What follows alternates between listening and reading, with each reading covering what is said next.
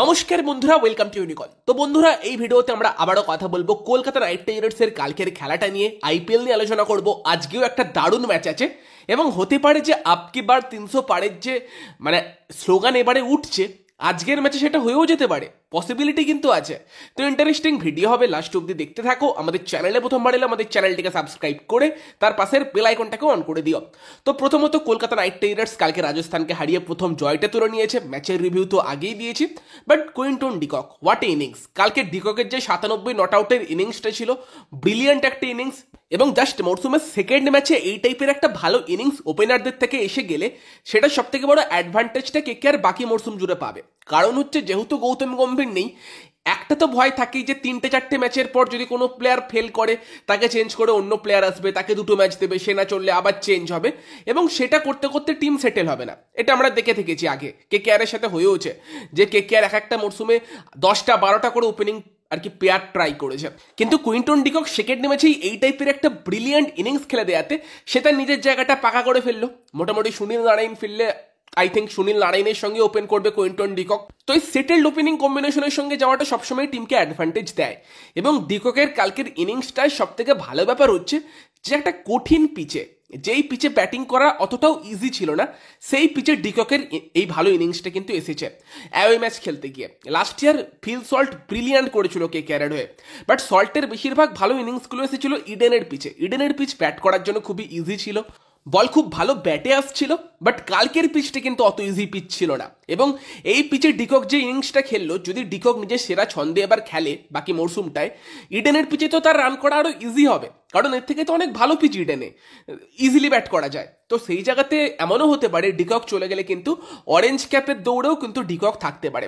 কালকে যে ব্যাটিংটা করেছে রীতিমতো আশা তো দিচ্ছে, বিশেষ করে স্পিনার এগেনস্টে যেরকম ডিকক খেলেছে। ফাস্ট বোলিং এর এগেনস্টে ডিককের মতো কোয়ালিটি প্লেয়ার খুব কমই আছে, কারণ গতিতে ডিককের খুব একটা সমস্যা হয় না। যেমন যদি আমরা বর্তমানে ভারতের উঠতি গতিশীল ফাস্ট বোলারদের কথা বলি, মায়াঙ্ক যাদব যে লাস্ট ইয়ার লখনৌতে ছিল, ডিককও ছিল। তো মায়াঙ্ককে জিজ্ঞেস করা হয়েছিল মরসুমের পর যে কোন ব্যাটসম্যানকে বল করতে সমস্যা হয়েছে, ও বলেছিল ডিকক। ভাই, যত জোরেই বল করছি তত জোরেই মাঠের বাইরে মারছে। রিসেন্টলি হর্ষিত রানাও সেটা বলেছে যে নেটে ডিকককে বল করতে সব থেকে বেশি সমস্যা হচ্ছে। ফলে সেটা একটা ডিককের ভীষণ বড় পজিটিভ পয়েন্ট, তার যে ফাস্ট বোলিংয়ের এগেনস্টে খেলাটা। এবং ডিকক চলে গেলে ভাই সেটা কেকেআরের জন্য ডেফিনেটলি একটা ভীষণ পজিটিভ হতে চলেছে। বাকি ভিডিওতে কোনোটাকে তোমাদের জানাবো। আজকেও খেলা আছে সানরাইজার্স হায়দ্রাবাদের সঙ্গে লখনৌ সুপার জায়েন্ট, ভীষণ হাই স্কোরিং ম্যাচ আজকে হতে পারে। আর এই টাইপের ম্যাচের যদি কোনো রকম প্রেডিকশন লাগে, তোমরা কিন্তু যোগাযোগ করতে পারো রবি ভাইয়ের সঙ্গে, যারা কিন্তু স্পোর্টস কনসালট্যান্ট, যাদের কাছে একটা পুরো টিম আছে। এই আইপিএল এর প্রত্যেক ম্যাচে টস, ম্যাচ বা সেশন প্রেডিকশন করে থাকছে তারা, বা অন্য কোনো প্রেডিকশন লাগলেও তাদের সঙ্গে যোগাযোগ করতে পারো। স্ক্রিনে হোয়াটসঅ্যাপ নাম্বার দেখতে পেয়ে যাচ্ছ, প্রথম কমেন্টেও পেয়ে যাবে, সেখানে গিয়ে হোয়াটসঅ্যাপে তাদের সঙ্গে যোগাযোগ করতে পারো। তো যদি আমরা আবার মেন টপিকে ফিরে আসি, তো কুইন্টন ডিকক তো তার ভালো ইনিংস আমরা দেখেইছি। এবার ডিকককে নিয়ে চিন্তাটা ছিল যে শেষ এক বছর সিপিএল এ ভালো খেলেছিল, বাট রিসেন্টলি সাউথ আফ্রিকা টি-20 লিগে অত ভালো ফর্মে ডিকক ছিল না। তবে ডিকক কিন্তু কালকের ম্যাচের পর বলেছে যে অনেক ফ্র্যাঞ্চাইজি থাকে যারা তোমাকে অ্যাকসেপ্ট করতে সময় নেয়, তবে কেকেআরের ব্যাপারটা কিন্তু ডিফারেন্ট, এরা আমাকে প্রথম থেকেই আপন করে নিয়েছে। এবার ডিকক কাদের নিয়ে কথা বলছিল, সেটা কি লখনৌ সুপার জায়েন্ট, যেখানে যেই টিমের ডিকককে তোমার কাইল মেয়ার্সের জন্য ড্রপ করে দেওয়া হয়েছিল অনেকগুলো ম্যাচ, নাকি রিসেন্টলি আমরা সাউথ আফ্রিকা টি-20 লিগে দেখেছি ডিকককে 4-এ ব্যাট করতে পাঠানো হয়েছে, কখনো কখনো 3-এ ব্যাট করেছে, সেই সব নিয়ে কিনা জানি না। বাট কেকেআরে এসে ডিকক যে খুশি, সেটা তার ম্যাচের পরের ইন্টারভিউতেই বোঝা গিয়েছে। বাকি তোমাদের মতামত জানিও ডিককের ব্যাটিং কালকে কেমন লাগলো সেই নিয়ে। আর বাকি আরেকটা বিষয় নিয়ে আমরা কয়েকদিন আগে ভিডিও বানিয়েছিলাম যে কেকেআরের সব থেকে বড় সমস্যার জায়গা ইডেন, যেখানে সুজন মুখার্জি সে কেকেআরের পছন্দ মতো পিচ দেবে না, সেই নিয়ে কথা বলেছিলাম। তবে সব থেকে ভালো লাগছে যে কালকে থেকে কিন্তু দেখছি পুরো মেন স্ট্রিম মিডিয়াতে সেই সব কথাবার্তা হচ্ছে। ক্রিকবাজে সাইমন ডুল বা হর্ষা ভোগলে তারা বলেছে, বিক্রান্ত গুপ্তা বলেছে, আকাশ চোপড়া বলছে। তো কেকেআরকে যে হোম অ্যাডভান্টেজ দেওয়া হচ্ছে না, আর এটা যে কেকেআরের সঙ্গে খারাপ হচ্ছে, এই কথাটা কিন্তু এখন সবাই আলোচনা করছে।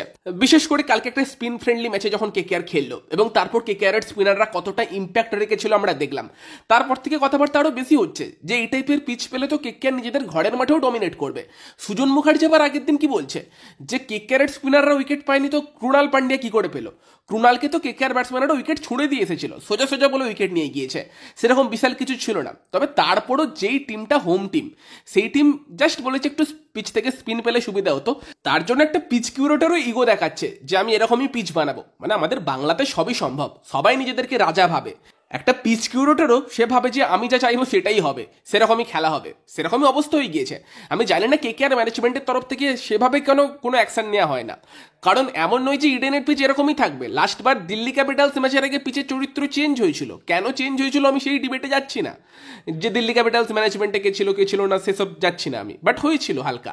বা যদি তুমি দেখো যে লাস্ট ইন্ডিয়া যখন খেললো তখনও পিচে স্পিন ছিল, শুধুমাত্র কেকেআর এলেই স্পিন দেওয়া বন্ধ হয়ে যায়, কেকেআরকে অ্যাডভান্টেজ নিতে দেওয়া হবে না বলে কিনা। অনেকে বলে যে কেকেআর তাহলে ইডেনের পিচ ওয়াইজ আর কি টিম বানাক, কে বলতে পারি সেরকম টিম কেকেআর বানালো, তারপর দেখা গেল ইডেনে বল ঘুরছে, তখন এই সুজন মুখার্জি বলতে পারে যে 250 260 এইসব কি সঠিক খেলার লক্ষণ?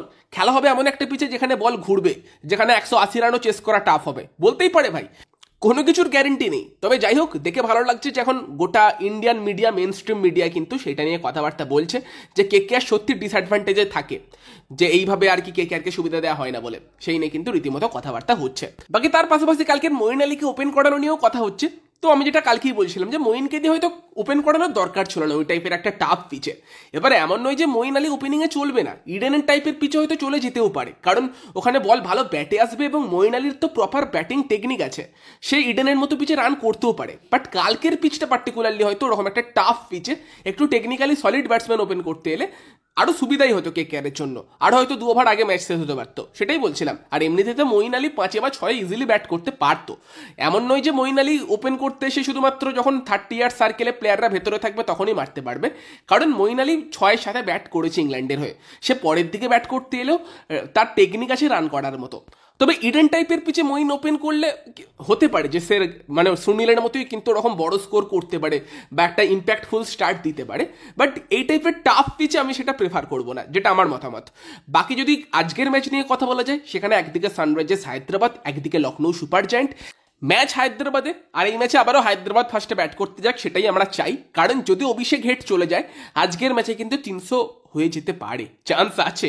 কেন বলছি, কারণ লখনৌয়ের যদি ওভারঅল বোলিং অ্যাটাকটা দেখো, অতটা হাইফাই বোলিং অ্যাটাক কিন্তু না।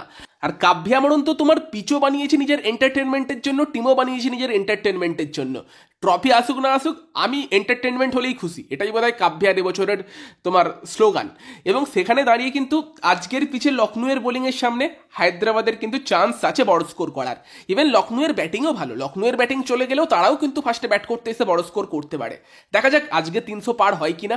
নজর অবশ্যই আবারও থাকবে Travis Head, Abhishek Sharma, Ishan Kishan, Nitish Kumar Reddy, Heinrich ক্লাসেনদের দিকে, উল্টো দিকে Nicholas Pooran, David Miller, Rishabh Pant, Mitchell মার্সদের দিকে। তো ব্যাটসম্যানদের দিকেই আজকের ম্যাচে মেনলি নজর থাকবে, বোলার্সদের হয়তো আবারও বিশাল কিছু করার থাকবে না এই টাইপের পিচে। বাকি তোমাদের মতামত জানিও। ভিডিওটা ভালো লাগলে ভিডিওটাকে লাইক করে দিও, শেয়ার করে দিও, আমাদের চ্যানেলে প্রথমবার এলে আমাদের চ্যানেলটিকে সাবস্ক্রাইব করে তার পাশের বেল আইকনটাকে অন করে দিও। আর এই আইপিএলে কোনো রকম প্রেডিকশনের দরকার হলে তোমরা কিন্তু রবি ভাইয়ের সঙ্গে যোগাযোগ করতে পারো, কন্ট্যাক্ট ডিটেলস ফার্স্ট কমেন্টে এবং স্ক্রিনে পেয়ে যাচ্ছ। তো চলো এই ভিডিওতে এই পর্যন্তই, বাই বাই।